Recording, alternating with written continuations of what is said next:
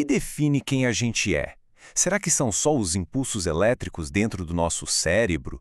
Ou existe algo a mais, uma alma, um espírito?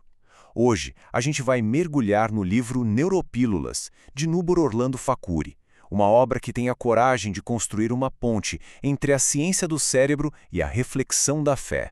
E essa é a grande questão que o livro já joga no nosso colo.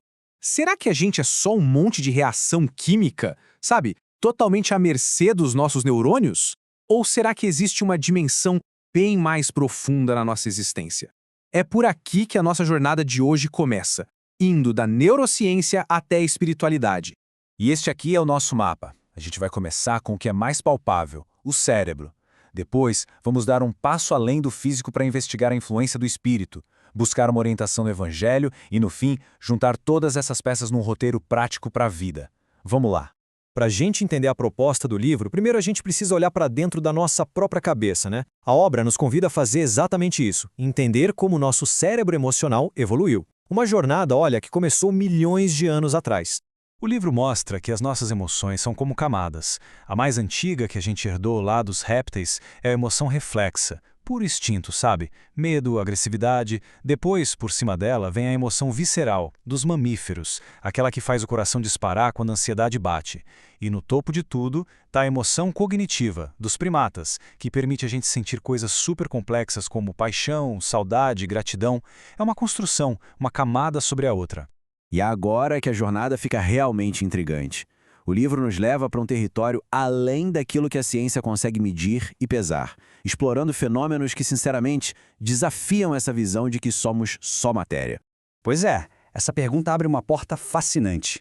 Pensa bem, quem nunca teve uma premonição ou aquela sensação muito esquisita de déjà vu? O argumento do livro é que essas experiências, que são super comuns, simplesmente não se encaixam tão bem no modelo que enxerga o cérebro como se fosse só uma máquina. Olhando para essa lista, a gente vê várias dessas experiências que o livro investiga. Telepatia, premonições, memórias que parecem de vidas passadas. Tudo isso levanta uma pulga atrás da orelha. Será que a nossa consciência está mesmo presa, confinada, dentro dos limites do nosso cérebro? O livro traz um exemplo bem concreto, a psicose juvenil. Do ponto de vista da neurociência, a explicação é toda biológica. Ela fala de mudanças hormonais, do amadurecimento de áreas do cérebro. É uma explicação clara com uma base científica super sólida. Só que aí, o autor nos oferece uma outra camada de compreensão. A visão espírita sugere que essas condições podem estar ligadas a um plano espiritual, a compromissos que a gente assume antes mesmo de nascer.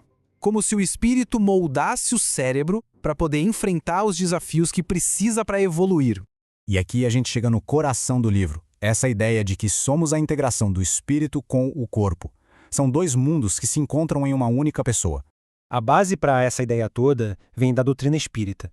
A doutrina nos vê como seres espirituais que estão vivendo uma experiência humana, onde o nosso corpo é basicamente uma ferramenta para a evolução do espírito, ao longo de várias e várias vidas. E olha só que contraste fascinante. Quando a gente fala de transtorno de múltiplas personalidades, a psicologia explica como um automatismo psíquico, algo que vem do nosso próprio subconsciente. Já a hipótese espírita levanta a possibilidade de ser uma obsessão, ou seja, a influência de outras entidades espirituais. E para a coisa não ficar só na teoria, o livro nos conta o caso real de Amélia. Ela às vezes se transformava na Ruth, uma jovem super festeira, e outras vezes na Eulália, uma menina muito triste. Cada uma com a sua própria história, é um exemplo prático do que a teoria chama de influência espiritual. Ok, mas como a gente aplica tudo isso? Agora vamos para a parte prática. O livro mostra como a sabedoria do Evangelho pode nos dar uma direção, uma orientação ética e moral para a gente encarar os desafios da vida. E as mensagens centrais são sobre transformação e cura. Mas não é só de milagre físico que se trata, sabe? É sobre uma cura interior, profunda, sobre reconciliação e sobre mudar o nosso foco. Sair das coisas do mundo e buscar os tais tesouros do céu. E tem essa pequena história no livro que é muito, muito poderosa. Em vez de uma solução mágica, o conselho foi a ação, o trabalho no bem. A metáfora de engrossar o fio é simplesmente perfeita. É o nosso esforço, o nosso propósito que fortalece a nossa vida. E assim a gente vai amarrando as pontas. O livro consegue unir a ciência e a espiritualidade num roteiro prático para o nosso dia a dia, um jeito de integrar corpo e alma. O ponto central aqui é que a reencarnação não é vista como um castigo, de jeito nenhum. É uma oportunidade. E essa analogia da edição melhorada é ótima. É a chance de recomeçar, mas trazendo na bagagem todo o aprendizado das vidas que já passaram. E essa é, talvez, a mensagem mais impactante de todas. A ideia de que a gente não é vítima do acaso. Nós somos os construtores do nosso próprio destino. As nossas vidas hoje são moldadas pelas nossas próprias ações ao longo do tempo. E aqui o ciclo se fecha de um jeito brilhante, unindo o espiritual e o físico. Uma ação simples, corporal, como correr, tem um impacto direto na química do nosso cérebro, liberando a serotonina que melhora o nosso humor. É a conexão cérebro-espírito na sua forma mais prática possível. E no final, o livro nos deixa com essa reflexão.